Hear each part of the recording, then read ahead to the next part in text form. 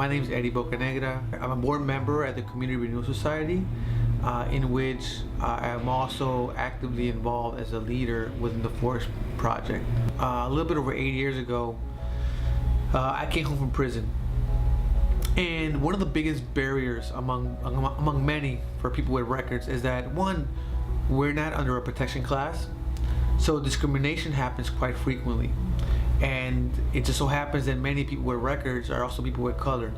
But also housing and education were some of the biggest barriers that we were facing.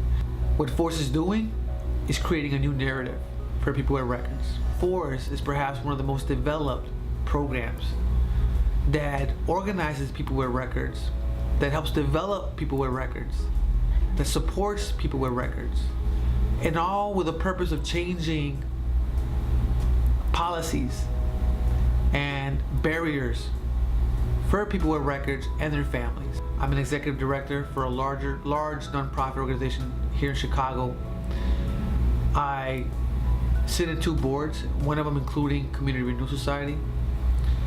I graduated from a top university in our country. I am a father of 4 young little girls. I'm a homeowner. I have siblings who served our armed forces, who fought for our country, fought for democracy. But interestingly enough, in our own country, democracy doesn't necessarily look like the way it's defined. And often people with records are denied the very principles of voting, or often excluded. And so I ask myself, because this is what my brothers have asked themselves as well, where's the democracy here at home?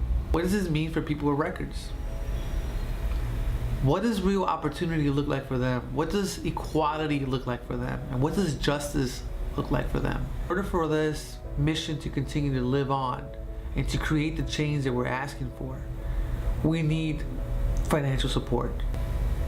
And I think that by supporting Forest, again, whether it's $5 or $100, it gives the opportunity to create change in a very systematic way. There's a large gap that exists right now for people who have felony convictions, for people who are being released from prison, and not just them, but their families. One way that you can support in reducing that is by empowering, developing, mobilizing not only our churches based on our faith, but also those who are directly impacted by these issues.